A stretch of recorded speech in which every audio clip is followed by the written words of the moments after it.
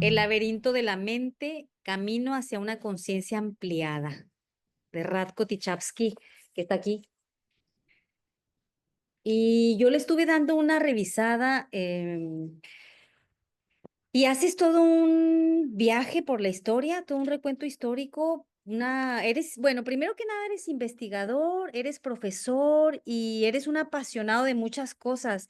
Yo estuve revisando ahí un poquito pues de lo que te gusta escribir, de lo que te gusta compartir con otras personas, con otros lectores. Y estuviste también en otras ramas como los huertos, como, no sé, si quieras platicar un poquito de ti para que sepan, pues, quién eres. Mi formación original tenía dos ramas, la microbiología y la música.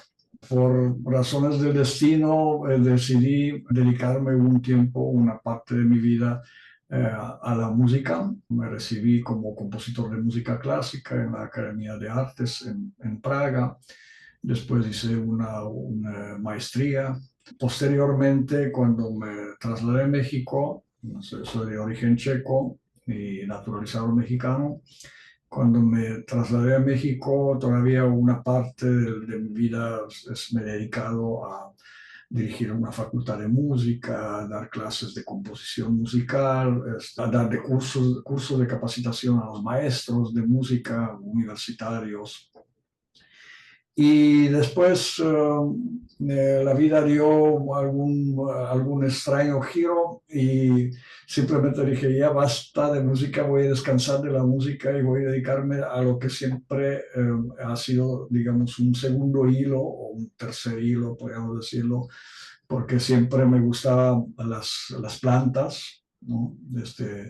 Desde chiquito aprendí a usar las plantas para mi propia salud. Y también llegué al tema de la conciencia, al tema de cómo transformar la conciencia, cómo hacerlo en compañía de la naturaleza y cómo hacerlo, digamos, no solamente de manera individual, sino también involucrar en este cambio de conciencia a otras personas.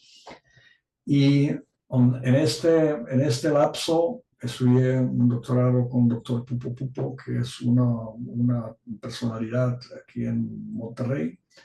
Es un universitario con varios doctorados y se especializa en pensamiento complejo, en la epistemología, es decir, manera de pensar, ¿sí? Cómo nuestra manera de pensar puede influir en el ambiente o en uno mismo. Decidí hacer un trabajo sobre la educación holística y de ahí reflotó con más y más insistencia el tema de la conciencia, cómo percibimos el mundo, cómo percibimos a nosotros mismos y cómo esta manera de percibirnos o percibir al mundo y a los demás transforma nuestro flujo en la realidad. O sea, cómo nos movemos en la realidad y cómo logramos sentir cosas o sentir experiencias o estados de ánimo, y no solamente eso, cómo podemos penetrar la realidad de tal manera que podemos percibirla incluso a distancia o en una manera completamente diferente, sin la necesidad, y lo aclaro, es decir, sin la necesidad de estímulos, digamos, de alcohol o de drogas o alguna cosa extraña a mi cuerpo. Y entonces este camino empezó a crecer y crecer, crecer hasta que decidí escribir un libro, compartir parte de lo que estaba investigando en su momento sobre los estados de conciencia ampliada, que casi siempre suena a que tiene que ver con LSD o con algunos hongos alucinógenos o con alguna sustancia así, y no es así. O sea, es algo, en mi libro describo las técnicas que puedan desarrollar cualquiera en su tiempo libre, o no tiene que tener una preparación especial, y puede utilizarlos como una manera de conocerse a sí mismo y también establecer o despertar ciertas capacidades como consideradas en el pasado como extrañas, ¿verdad? Desde en la época del medievo se consideraban brujería, en la época posterior se consideraban como una patología o una enfermedad, ¿verdad? Los que predecían futuro o los que podían percibir cosas intuitivamente se consideraban enfermos, se consideraban charlatanes, se consideraban personas anormales. Hoy todavía existe este estigma, ¿sí? De pensar diferente, simplemente de percibir diferentemente la realidad. Puede ser un impulso para rechazo de una persona o su expulsión de ciertos grupos. Y bueno, en este libro se describe cómo reconocer estos estados, ¿sí? Porque se sabe muy poco, pero en mayoría de las personas consideradas normales, los que no se dedican a ninguna parte de la conciencia, simplemente les suceden cosas extrañas en su vida, pero los pasan desapercibidas. ¿Sí? Sensaciones diferentes en el cuerpo o un déjà vu, quiere decir, viven una situación que sienten que se repitió exactamente igual hace años o presienten alguna, o tienen premonición, no voy a ir allá, ¿qué tal si pasa algo? Y luego leen en el periódico que hubo un desastre en ese mismo momento, en este mismo tiempo donde iba uno a ir y donde rechazó ir. ¿Sí? Y entonces estas experiencias pasan a personas normales, pero normalmente no les prestan mucha atención. Y es más, se ha estudiado que esas experiencias pasan varias veces al día. Pero desde el momento que no les prestamos la atención, entonces en ese momento simplemente predomina nuestro raciocinio, ¿no? La lógica, por eso, aunque yo lo sentí así, no es posible, ¿verdad? El lugar es seguro, no va a pasar nada. O esa es una idea tonta, ¿cómo se me ocurrió? ¿Verdad? Entonces, la misma mente de uno, digamos, limita esta manera de pensar, de tal manera que las personas lo hacen para sentirse más seguros, ¿verdad? Para no sentir la incertidumbre, ¿qué tal si siento algo y luego sucede? ¿Verdad? Entonces, esos estados se han estudiado en psicología, en diferentes ramas de psicología, y en diferentes ramas de educación también, y se llaman estados de flujo. Flujo quiere decir, hay ciertas sintomatologías que pueden ayudarnos a predecir o detectar estos estados de flujo. Suceden habitualmente con los deportistas de alto rendimiento, con los artistas, con los científicos o simplemente con gente que hacen algún tipo de trabajo, se concentran de tal manera en el trabajo o en la actividad, que sienten que el tiempo se detiene. ¿Sí? Les pasa el tiempo y dicen, pero ¿cómo si acabo de abrir el libro? Claro, lo termina de leer todo el libro, ¿verdad? Y dice, ya son las 11 de la noche, ni percibí que pasó el tiempo, ¿verdad? Eso es un estado de flujo, quiere decir, el tiempo y el espacio se comportan, digamos, de acuerdo a la vivencia de uno y son flexibles, son plásticos. El tiempo y espacio son percepciones, ¿verdad? Que tienen cierta plasticidad. Entonces, para los lectores que vamos a entrar en tu libro, en tu investigación, nos va a hacer mucho sentido cosas que ya hemos sentido, hemos vivido, nos ha pasado, pero vamos a colocarlas en un lugar con una definición y nos va a dar mucho sentido, ¿no? Si mucha gente le preocupa esas vivencias, ¿verdad? Porque dicen, me estoy volviendo loco, mejor voy con un psicólogo, con un psiquiatra, pero no se da cuenta que muchos psicólogos y psiquiatras son más locos que los locos, ¿verdad? Y hay que distinguir con mucha claridad entre, entre efectos patológicos, personas que tienen cierta patología, que son enfermedad, no tienen nada que ver con lo que estamos describiendo, porque la persona enferma pierde el sentido de la realidad, no tiene capacidad de controlar los estados de conciencia ampliada. Esa es la diferencia. Sí, eso no abordo en mi libro eso, aunque cortamente, porque los procesos de conciencia ampliada pueden ser individuales, pero también pueden ser grupales. Sí, pueden suceder, digamos, ciertas ocasiones cuando la conciencia colectiva es transgredida o es transformada o ampliada. ¿Sí? Por ejemplo, en las situaciones de crisis. Si voy a describir una crisis que pasamos todos hace muy poquito, el encierro de COVID. El encierro de COVID provocaba cambios de conducta social, como por ejemplo cuando iba a subirse una enfermera o un enfermero o un médico vestido de médico, vestido de enfermero, a un autobús. Y entonces la gente lo rechazaba en el autobús o lo apedreaba o le aventaba cosas, le decían cosas, me van a contagiar, me vas a matar, me voy a morir, ¿cómo permiten a esta persona entrar? Siendo que muchos médicos y muchos enfermeros murieron en el ejercicio tratando de salvar las personas enfermas de COVID. ¿Sí? Y entonces, estas conductas aparentemente inexplicables son parte de una patología social, ¿verdad?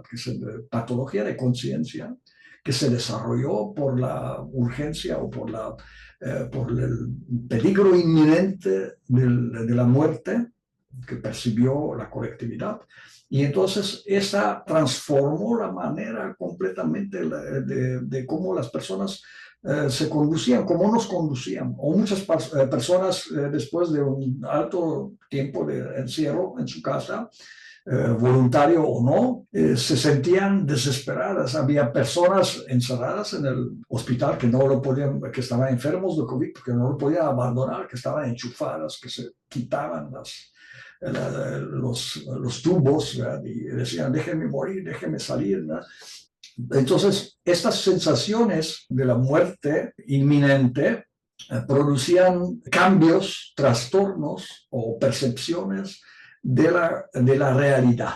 Lo que antes era importante dejaba de ser importante, lo material quizás dejaba de ser importante porque la gente se daba cuenta que no podía comprar su salud, que con más dinero que tenía, que el COVID pues, llegaba a hacer estragos entre los ricos y pobres por igual. Esas son las situaciones donde se produce un cambio de conciencia, digamos, colectiva. Pero todos ellos empiezan en la conciencia individual. ¿Sí? Quiere decir, en esa sensación, por ejemplo, sensación de conexión profunda, ¿no? Sentirse unido a otras personas, o a la naturaleza, o al universo, o más allá, al Dios. Esto puede suceder durante un abrazo con otra persona, o al contemplar un paisaje, o entrando a una librería como la tuya, ¿verdad? Puede suceder exactamente lo mismo. O compartir algún ritual, por ejemplo, cantar en el grupo o ir a una misa, ¿sí? O ayudar a alguien desinteresadamente, quiere decir, si caminamos por las calles de Monterrey y todos conocemos la realidad, ¿verdad? Que es una ciudad muy pujante, pero también tiene muchas personas que viven en la marginalidad y muchos migrantes que piden de repente ayuda, ¿verdad? Y uno quizás aprende a hacer una coraza en su corazón, dice, pero ¿cómo? Ese es su problema, no es mi problema, ¿verdad? Pero llega un momento cuando uno como persona puede elegir ayudar o no. Oye, qué importante eso y qué interesante, sobre todo para los que vivimos en la ciudad de Monterrey y en cualquier otra ciudad, porque de pronto se puede pensar que cuando hablamos de la conciencia ampliada o de cualquier tema que tenga que ver con la introspección, con el análisis, de repente lo relacionamos con estar tranquilos, con estar en un lugar, en un espacio, haciendo ciertos pasos. Y esto que mencionas es muy revelador y sobre todo muy esperanzador para los que vivimos corriendo, porque no hay de otra manera que es vivir aquí en Monterrey. Esta manera de ver, digamos, cómo se inducen los estados de conciencia ampliada, que no es solamente sentarse en un ashram o en una iglesia y hacer oraciones 24 horas al día, ¿verdad? Y encierros y retiros y cosas así, que ciertamente son buenos, ¿verdad? Pero hay otras maneras, digamos, de ampliar la conciencia, estar en el estado de flujo. Una de ellas es, por ejemplo, la gratitud. Tan simple como eso, la gratitud. Agradecer tus hijos de que existen. Agradecer tus amigos que son tus amigos. Agradecer sin tener la necesidad para eso, sin entender la gratitud como un intercambio de favores, ¿verdad? Obvio que no es así. Simplemente gratitud es una actitud frente a la vida, ¿no? Y no solamente frente a la vida humana, sino también frente a la relación con los animales, con las mascotas, con los pájaros, con los árboles, con el fruto que te comes en la mañana o la avena que comes en la mañana. Bueno, expresar una gratitud porque esta avena, este fruto, alguien lo tuvo que producir. Alguna planta lo tuvo que producir, alguien tuvo que atender esta planta, pasó por muchas manos, ¿sí?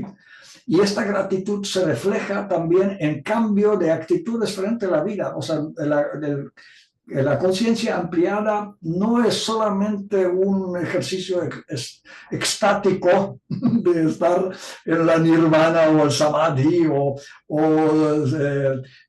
estar viviendo en Cristo sin conectarse con la realidad, sino es una manera de ver la vida. Entonces, por ejemplo, los japoneses asignan un signo al arroz, no me acuerdo el número, pero le asignan el mismo signo que asignan a un número, por decir 12 veces, ¿no? Por decir algo. Y esto simboliza que este arroz tuvo que pasar por 12 manos para que llegara a tu mesa. Alguien te sirve un arroz blanco. Dices, pero ¿cómo? ¿Dónde está el pedazo de carne? ¿Dónde está la salsa? ¿Dónde está el chile? ¿Dónde está? No, un arroz blanco. Y este arroz blanco tuvo que pasar por 12 manos para que llegara a tu mesa. Y entonces cuando comes este arroz blanco que aparentemente es insípido, ¿verdad? No tiene un sabor así muy definido, pero permite disfrutar de esta comida aparentemente simple y sencilla y te permite a discernir sobre si vas a comer todo o si vas a dejar algo en el plato para que se tire a la basura. Entonces, los japoneses tradicionales acostumbraban comer hasta el último grano, porque este último grano del arroz también pasaba por 12 manos para poder llegar al plato de la persona y para poderlo alimentar. Y en la ciudad como Monterrey, bueno, tenemos un enorme desperdicio de comida, ¿verdad? O sea, inmensa cantidad de comida se tira a la basura. Y en una situación donde pasa una inmensa cantidad de migrantes, ¿verdad? Por diferentes razones, y personas que están en necesidad, ¿verdad? Entonces no reciben esta comida porque nosotros lo tiramos a la basura, ¿sí? Hasta eso, la gratitud por lo que recibimos en nuestra vida, la gratitud por tener enemigos. La gente normalmente piensa, oh, los enemigos son muy malos, mejor me voy a esconder de ellos, porque ese es también parte de la conciencia. Entonces, hay enemigos que te pueden ayudar mucho más, o adversarios, ¿no? Que te pueden ayudar mucho más en tu crecimiento que tus amigos, porque los amigos suelen anular, pero los adversarios te señalan los puntos críticos, ¿verdad? Y lo que duele cuando escuchamos que alguien menciona nuestro defecto, entonces en ese momento si expresamos la gratitud al ser señalado un defecto dentro de nosotros, y entonces desarrollamos un cambio de conciencia, desarrollamos un estado de flujo. En el momento que damos una pequeña ayuda a la que podamos a un migrante, le damos un consejo, eso puede ser también una donación, una especie de donación. En este momento provocamos un entrado al estado de flujo. Y el estado de flujo es el umbral, digamos, es como una puerta para entrar al terreno de los estados de conciencia ampliada.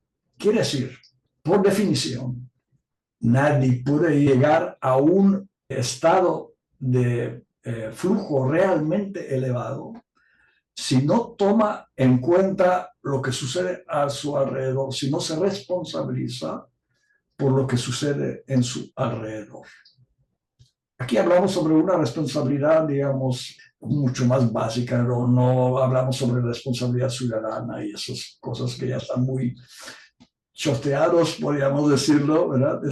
Y la gente dice, sí, el bla, bla, bla, que la responsabilidad de la sociedad, pero tengo un bache frente de mi negocio, ¿verdad? Y pues eso es fuera de mi negocio, es responsabilidad de el municipio, del Estado, de quien sea, ¿verdad? De servicios primarios.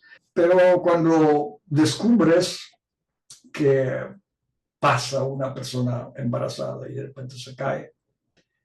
Y entonces entras en un shock, y este shock, esta gana de ayudar al prójimo, entra o deja entrar a tu estado mental, digamos, a un estado de flujo o un estado de conciencia ampliada. Abandonas el aislamiento, sales, ayudas a la persona, le buscas ayuda o le ayudas a salir de eso. Y luego piensas, ¿cómo voy a hacer para cubrir este hoyo? Y eso es el resultado de un estado de flujo, el resultado de un estado de conciencia ampliada que pasaste momentáneamente y dejaste desapercibido. Porque piensas que lo hiciste por tu voluntad o por ser buena gente y todo, pero ninguno de los dos sería posible si no hubiera un estado de conciencia ampliada, un estado de abandono de un ego, un estado de desprendimiento de sí mismo en servicio a alguien otro y un estado de gratitud. Tú puedes odiar el hoyo o lo puedes rellenar. Tenemos este libre albedrío, ¿verdad? Sí, justo te iba a decir, ahí entra ese tema del libre albedrío, o también, no sé, me viene a la mente una palabra de sentido común, o sería otra cosa.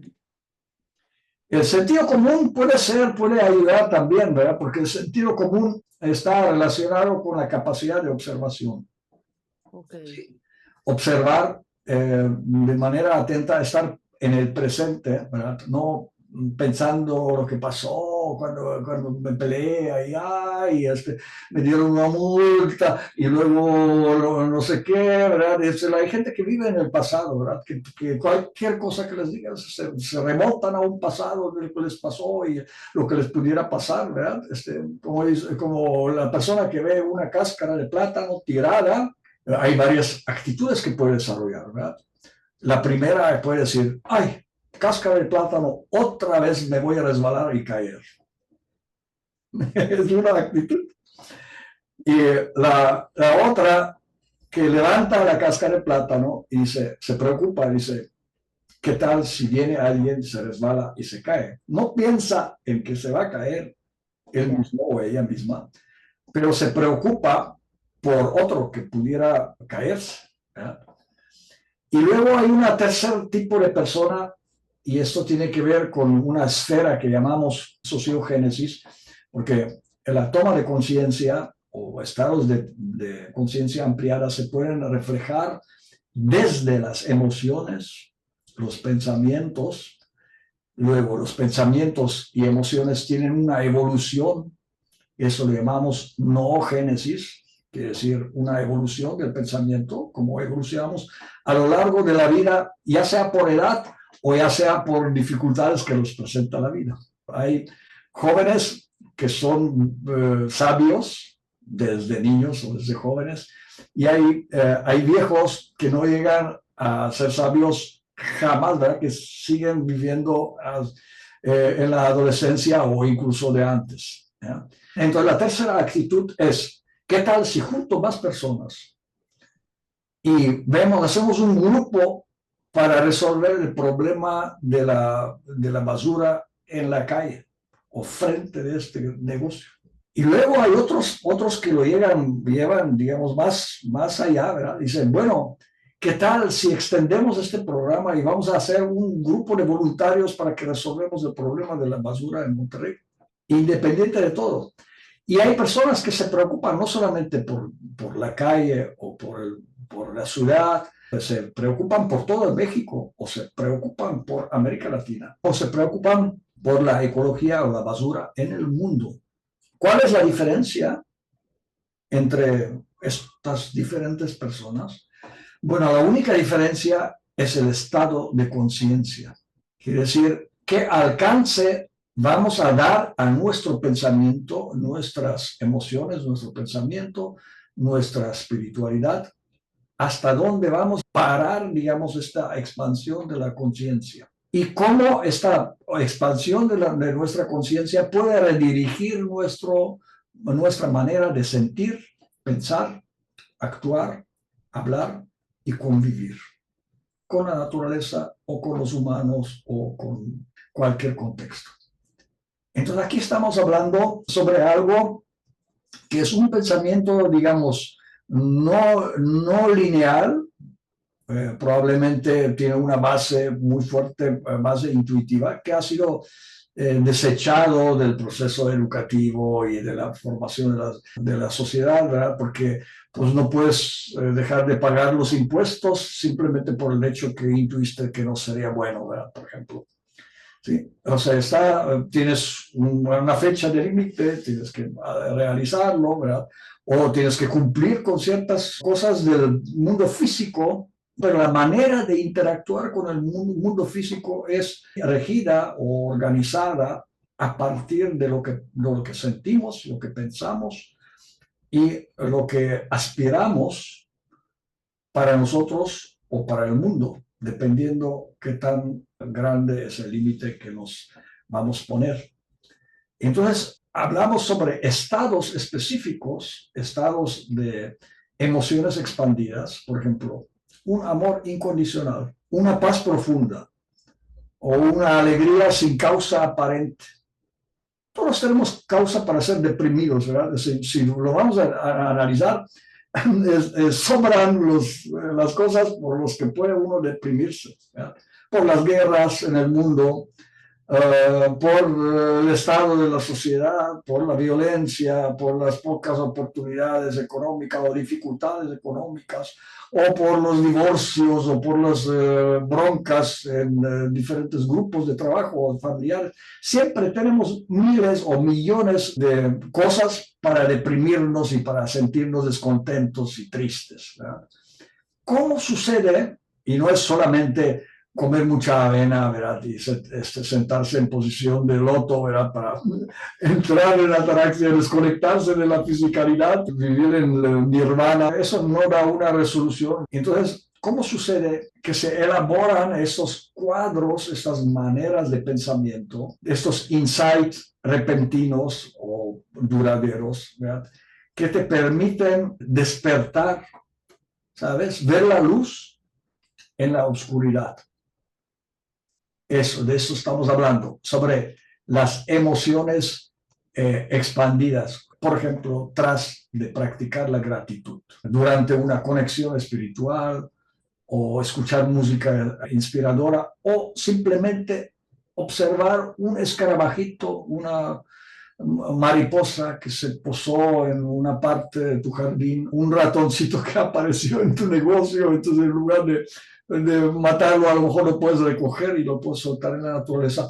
Entonces, eso produce un cambio de conciencia, lo que llamamos emociones expandidas, que es la base de cualquier cambio de conciencia, ya sea individual o colectiva. Ahora, cuando sucede eso, entonces hablamos sobre la disolución de las fronteras del yo. Es decir, cuando tú saliste de la comodidad de tu negocio, ayudaste a levantarse a la persona embarazada que se cayó en un hoyo ahí.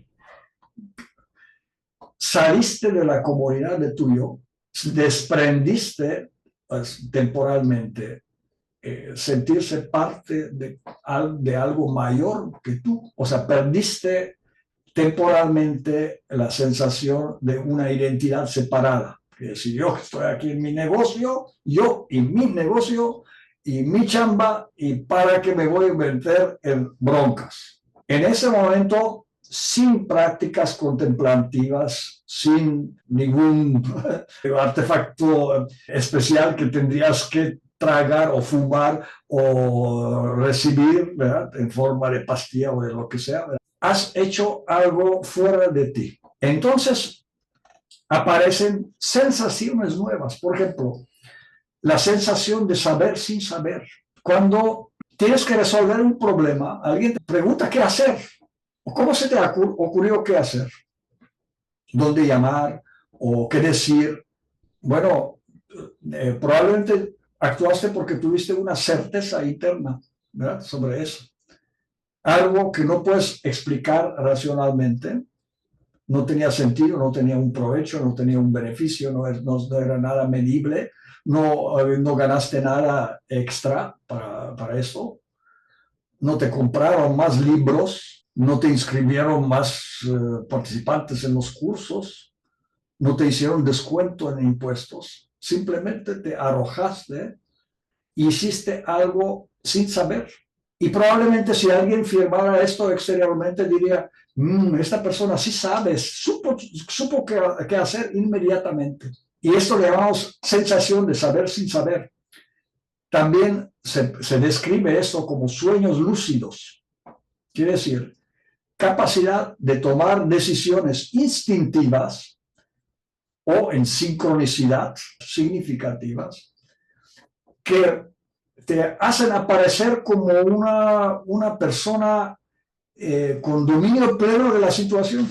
Y en situaciones de crisis puede suceder así. Personas simples, tú lo ves barriendo la calle, pero a la hora de que suceda un peligro, ¿verdad?, se lanza en un autobús lleno de llamas y saca, arriesgando su propia vida, no piensa en nada y saca uno por uno del camión para salvarlos, ¿verdad? Y entonces externamente es visto como alguien que sabe o alguien que tiene mucha certeza, pero probablemente antes de que sucediera la situación de crisis no tenía esta certeza. Pues es lo que decimos, actué instintivamente, ¿no? O sea, como que fue tu instinto. Tú dijiste ahorita en la definición esa palabra instintivo, algo así. Pero el instinto, ¿sabes? El ser humano instintivo, la parte instintiva del ser humano también contiene instintos terribles. Instinto de matar, Sí. instinto de robar, instinto de violar, ¿sí? Eso es también instinto, está en algún lado, está escondido, ¿verdad? Entonces, ¿cómo sucede cuando una persona, digamos, decide, o no es que decide, sino simplemente en el momento de la crisis nace en él una fuerza, digamos, una sabiduría, un arrojo que lo distingue entre los demás? Y esto lo llamamos estados de flujo, estados de conciencia ampliada. Y entonces hay gente que reporta, que dice, gente real, ¿verdad? No es un cuento, ¿verdad? Gente que en situaciones de mucha crisis, ¿verdad?, reportaron que, dice, ¿y cómo sacaste a la persona debajo del coche? Dice, agarré el coche y lo levanté. Tú dices, pero ¿cómo si yo en estado de conciencia normal decido levantar, aunque sea un Nissan, que es más ligero que los demás, ¿verdad?, no lo vas a lograr.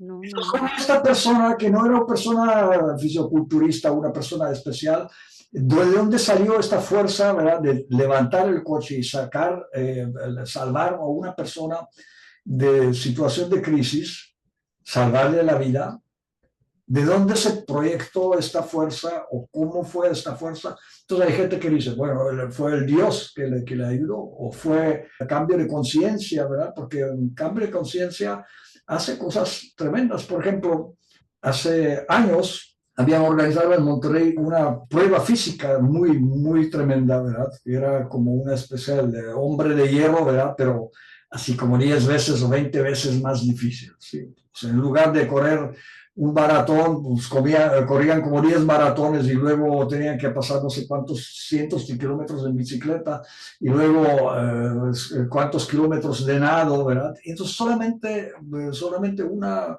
persona podía ganar el primer lugar, ¿verdad? Y el primer lugar era creo que un coche o algo así. Y en un año específico participó una persona checa y yo me acerqué porque pues, soy de origen checo, dije, pues voy a visitarlo en la competencia, apoyarlo, ¿verdad? Y decirle que le eche ganas, ¿verdad? Y había muchos atletas del mundo, ¿verdad? Con mucho dinero y mucha preparación. Ok. Y esta persona no era ni atleta de mucha preparación ni de mucho nada. Sobrepasó todos esos competidores y ganó el primer lugar. Y entonces, después de que terminó la competencia, ¿verdad? Yo le pregunté una cosa simple. Dije, oye, si tú podías poner porcentaje a tu esfuerzo físico y esfuerzo mental, ¿qué porcentaje le darías a cada uno en tu competencia? Y dijo yo, la parte física, 10%. Y me quedé sorprendido porque era un desgaste físico tremendo, increíble, ¿verdad? Increíble. Y lo segundo, dijo, el 90% concentración, esfuerzo psíquico, ¿verdad? Esfuerzo psíquico, espiritual, o sea, mantenerme decidido con la meta. Y dije, ¿y cómo lograste decidir la meta? O sea, ¿cómo lo metiste en tu cabeza? Y dijo, bueno, es simple. Yo soy un carpintero. Le dije, sí, veo que tienes unos tenis normales porque todos los demás traían tenis especiales y caros y de Adidas para arriba, ¿verdad? Porque eran que tenían resortes y no sé qué, ¿verdad? Para poder aguantar, no desgastarse y todo. Y él tenía un tenis común y corriente que puedes comprar en cualquier tienda en Monterrey de las baratas, ¿verdad? De 3x1, bueno, este tipo de tenis. Ajá. Y entonces dijo, bueno, yo entreno, ¿verdad? Pero salgo a correr en la mañana, corro, no sé cuántos dijo, si 60 kilómetros o 30 kilómetros, una cosa así, ¿verdad? Y luego corro de regreso y luego pongo a comer. Y me quedé así, bueno, está terrible el ritmo de que llega el hombre. Entonces dije, pero ¿cómo la motivación, dónde te nació? ¿Verdad? Dijo, bueno, es simple. Yo cuando participo en esta competencia internacional, compro boleto de ida, porque eso es lo que me alcanza. Y entonces para poder regresar, yo tengo que ganar el primer lugar, o sea, tengo que ganarlo, ¿verdad? Porque si no, no voy a regresar. Está mi familia, mi trabajo, mi todo, ¿verdad? Hacer todo eso. Entonces, esa era su motivación. Entonces, el coche que él ganaba del primer premio, pues lo vendió después de la competencia para poder comprarse el boleto de avión de regreso a su país. Sí, entonces, o sea, la mente es laberinto de la mente, ¿sabes? Y el nombre laberinto también tiene importancia. Justo te iba a preguntar, porque lo dices con tanta claridad y estudiando ya lo que sucede acá adentro, mm, pues tú lo tienes muy claro. Y, sí, y aquí dice el laberinto de la mente, o sea, hay muchos caminos también, porque yo lo que he conversado contigo, lo tienes todo muy claro, muy estudiado. Aquí hay todo un recuento, un poquito, creo, un recuento histórico de quién ha hablado de eso, de cómo surge, de los primeros estudios. Tú te has documentado mucho, ¿verdad? Has no sé, siento que has leído, investigado mucho de eso y además llevado a la práctica para que puedas compartir todo esto. Fue al revés. Yo empecé de la práctica Oh, y después dije, bueno, voy a ver si lo que yo estoy viviendo o lo que yo estoy sintiendo o pasando Hay alguna referencia, y empecé a buscar referencias desde el antiguo Sócrates, ¿verdad? Cuando enseñaba, lo que enseñaba a cambio de conciencia y enseñaba a los alumnos entrar en estados de conciencia ampliada, caminando con ellos.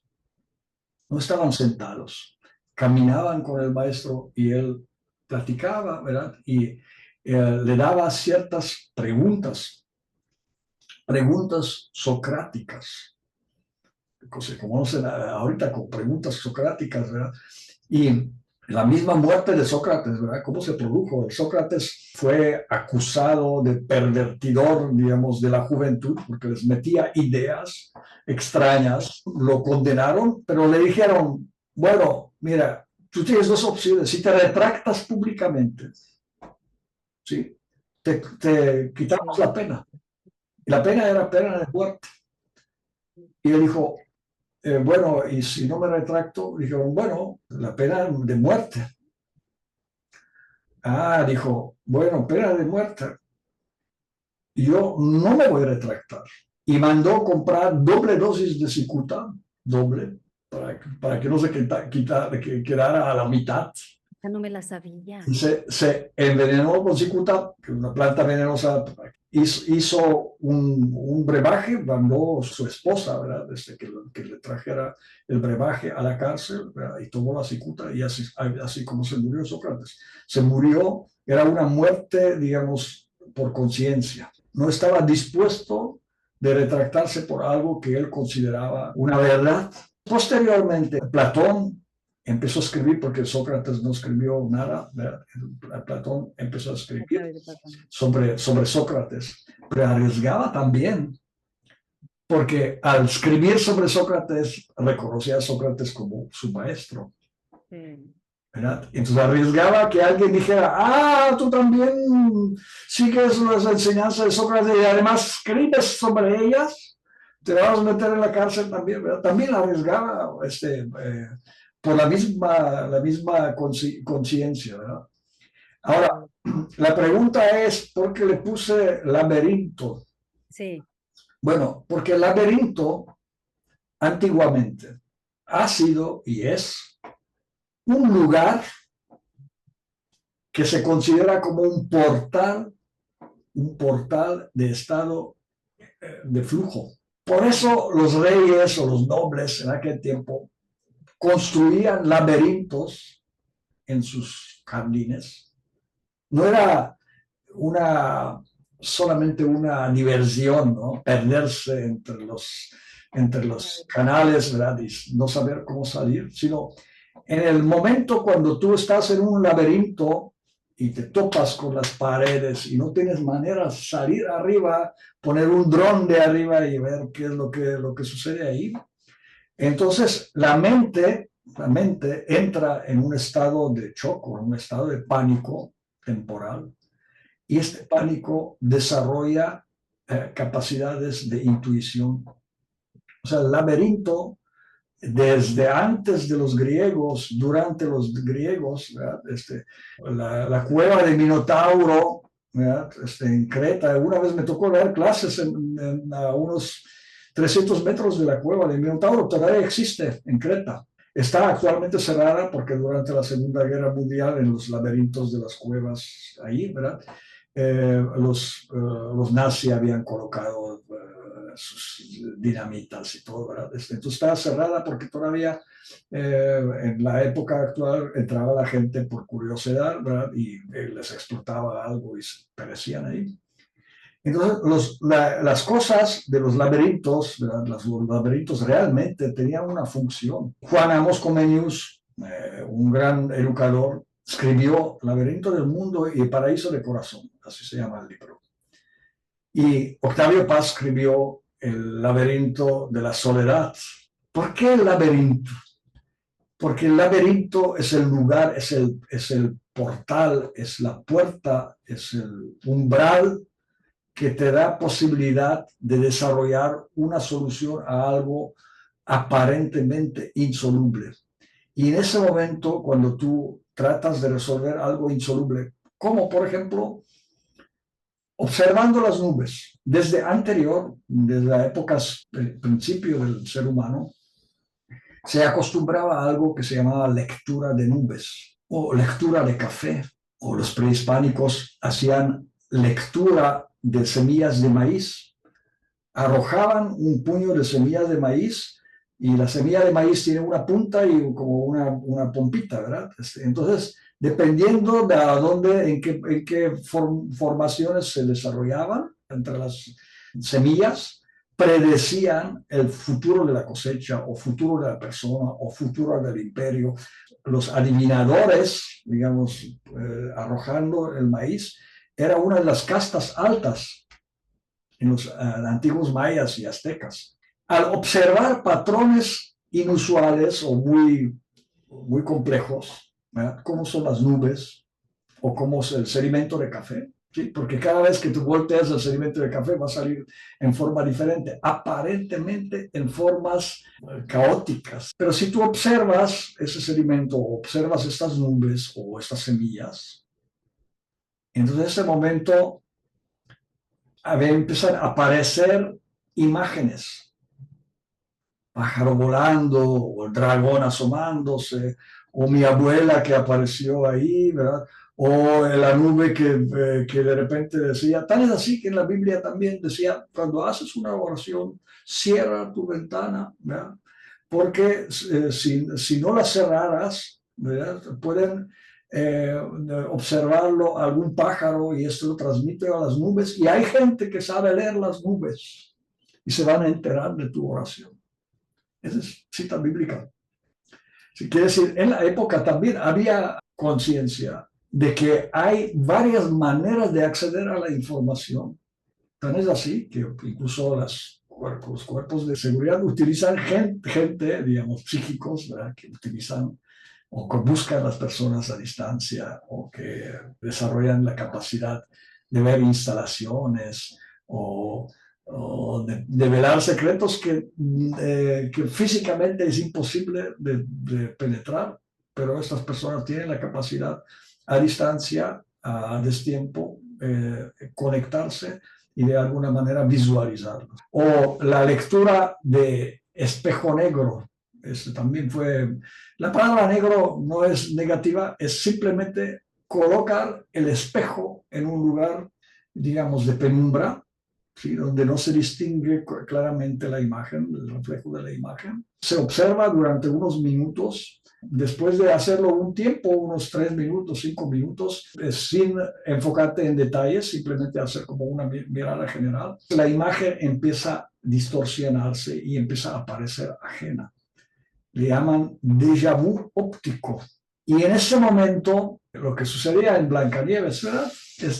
Y dice, no, es un cuento para niños. Bueno, no es tanto cuento para niños, describe una práctica que existía y todavía existe, de déjà vu óptico, que te permite percibir o intuir realidades internas o externas y conectarte con ellas y predecir incluso lo que va a pasar o comprender lo que pasó o comprender la naturaleza, digamos, interna, que es más difícil de percibir. Aquí en este libro se describen las prácticas, digamos, desde el punto de vista académico. ¿Sí? No es un libro de brujerías ni nada de eso, es un libro que está fundamentado en la literatura y de hecho, si te fijas, al final viene una literatura bastante amplia, ¿verdad? En todos los idiomas que se pueden imaginar. Me di el trabajo de reportar si había estudios científicos sobre este laberinto de la mente. Y una de las cosas que yo creo que vale mucho la pena decir es que no es para lectores especializados o muy exigentes en temas complejos o un lenguaje muy inaccesible. De verdad que está bastante fluido, muy claro. Nos hablas a las personas que probablemente no hemos leído sobre el tema y se vuelve bien interesante, o sea, está muy accesible. El libro yo lo considero como un principio, ¿de acuerdo? Yo mismo desde el escribir el libro he avanzado porque yo sigo trabajando dentro de mí, sigo trabajando sobre mi conciencia, sigo investigando, sigo practicando, sigo buscando. Entonces, este libro es como un punto, ¿verdad? Es decir, bueno, ahí está, ahí tienes un listado grande y puedes ver las tablas de las patologías sociales, ¿verdad? Por ejemplo, muchos hablan sobre políticos, ¿verdad? Pero podríamos decir sobre personas públicas, y entre personas públicas hay muchos que encuadran con el perfil de patología, ¿verdad? Patología social, y vienen tablas donde se describe punto por punto cómo puedes reconocer ese tipo de personas y cómo puedes discernir, ¿verdad? Para no caer en esta categoría. Hay tantos, ¿verdad? Que se autodenominaron salvadores del mundo y salvadores de economía, salvadores de lo que sea, ¿verdad? Si tú buscas en las tablas, pues, te va a ir punto por punto, te va a decir cómo lo puedes reconocer. ¿Y cómo puedes, digamos, evitarlo, verdad? Porque pues, el que se siente libre del pecado, que avienta primera piedra, ¿verdad? Entonces, más vale, ¿verdad?, incluirse, ¿verdad?, que ser incluido. Sí, Entonces, al incluirse, tú puedes darte cuenta del peligro. Y dices, bueno, eso no lo quiero hacer o esto quiero hacerlo. Entonces, el libro es como una especie de nube, ¿sabes? Tú lo abres y cada uno busca okay, el capítulo que le habla, ¿verdad? okay. Algunos se van a volcar por la parte individual, algunos van a buscar la parte filosófica, algunos van a buscar la parte médica, ¿no? Porque muchos de mis lectores son médicos y psiquiatras, psicólogos, pero no solamente ellos, mucha gente joven que lo leen, gente que ya no son tan jóvenes, pero que buscan un sentido de su vida, como escribió Frank, el hombre busca el sentido. O sea, Sí, cómo encontrar sentido de la vida, exacto, ¿sabes? Y no es una pregunta barata, ¿verdad?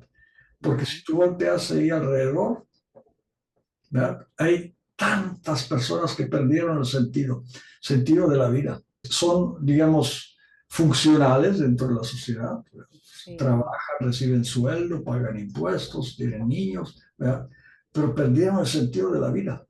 sí, sí, desconectada, no, no, Se no, desconectaron, no leen, ni les interesa leer, la lectura les parece una dificultad. No me metas en esto porque me va a dificultar, ¿verdad?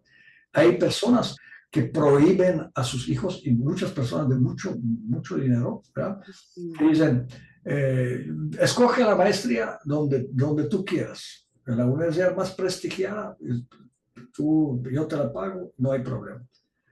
Pero si te inscribes en un doctorado, te voy a desheredar. en serio, Sí, en serio. ¿pero por qué? Bueno, ¿por qué? Porque el grado de maestría te da la capacidad de ejecutar e innovar ideas que ya están establecidas, ¿verdad? Pero el grado de doctor, Ok, aunque sea teóricamente, ¿verdad?, porque no hay de doctorados a doctorados, te da la capacidad de proponer cosas completamente fuera exacto, del paradigma existente. del Y cuadro, eso es percibido por las personas como un peligro, porque ¿qué tal si transformas el status quo o transformas o te vuelves loco y donas todo a la beneficencia o haces alguna cosa que diluya esta riqueza acumulada? Muchas veces es tan acumulada que las personas vivas no se lo van a gastar en su vida. sí, Entonces, eso también forma parte de estados de conciencia. De estas aguas no beberé nunca.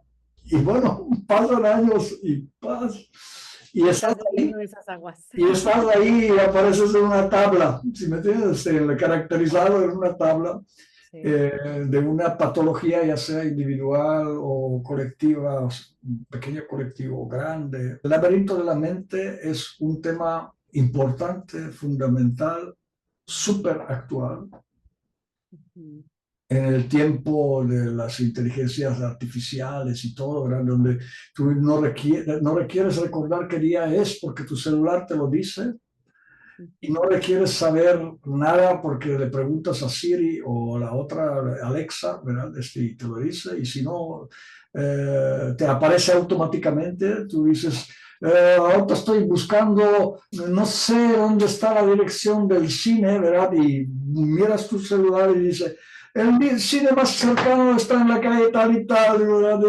Ahí está ahí, o sea, sin que lo pidieras, ya está ahí.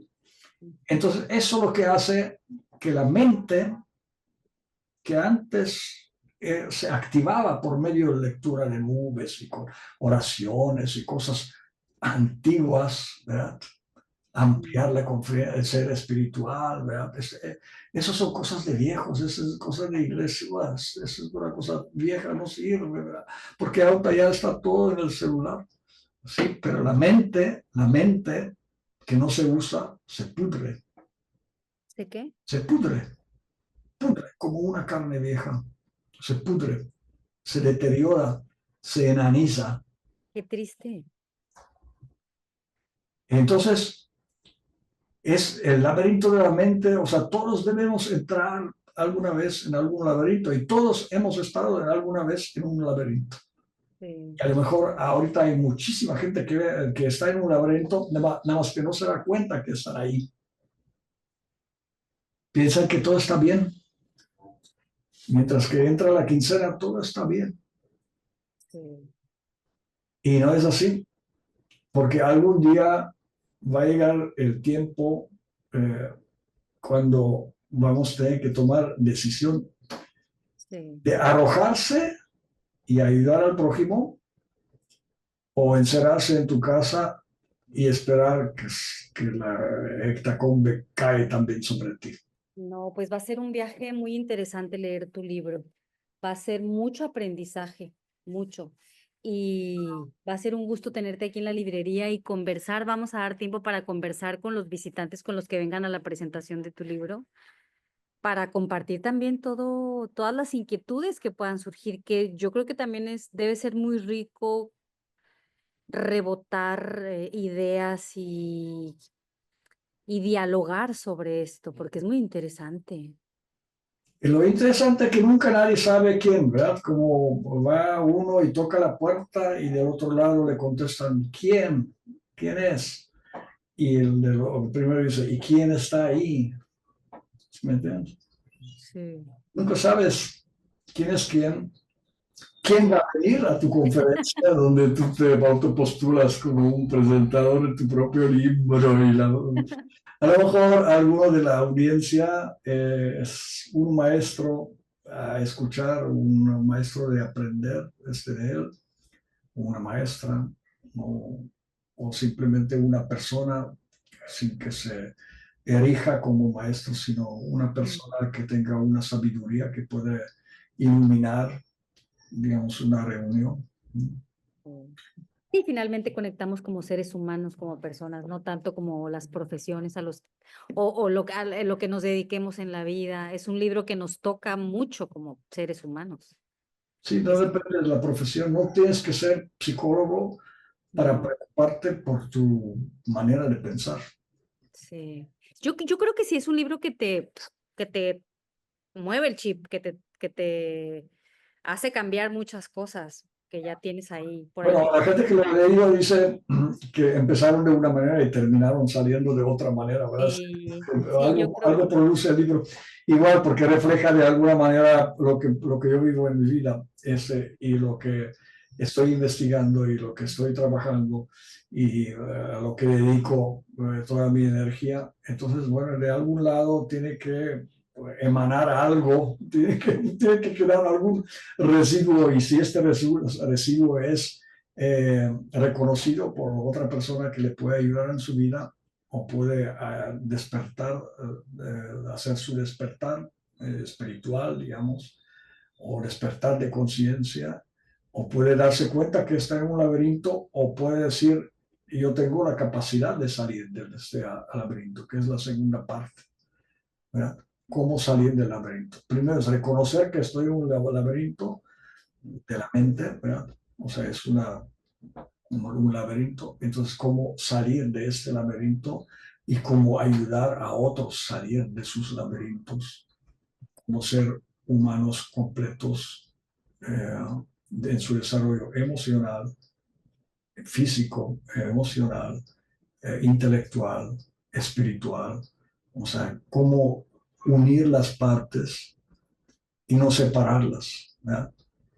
Sí. No ser espiritual solamente fin de semana Ujú. y una basura entre la semana. ¿Cómo conectar las partes? ¿Cómo verlo todo como uno y este uno comprenderlo con el uno del universo, con el uno del planeta, o con el uno de los humanos o de todos los seres vivos? Eso es lo que está planteado en el libro. Pues muy interesante conectar con, pues vamos a estar aquí un tiempo, caray, somos muy temporales.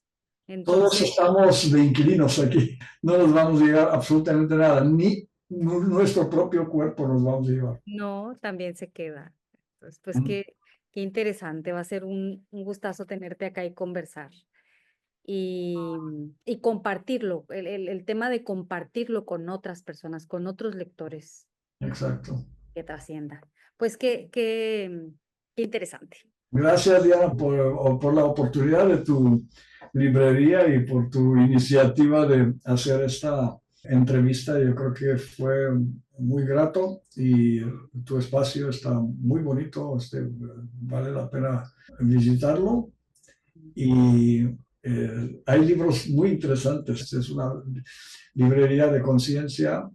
Eh, se observa una mano invisible Mm, que selecciona los títulos y selecciona los libros siempre de acuerdo a un criterio, siempre es así. Un librero es eso, ¿verdad? Es un instigador, un inspirador de lo que va a leer la persona que visite la librería. Más espacios así, eso es muy importante. muchas gracias, muchas gracias. Y bueno, pues entonces por acá nos vemos pronto y, y ojalá que nos acompañe mucha gente, porque está muy interesante. Muy bien. Estamos pendientes para la conferencia.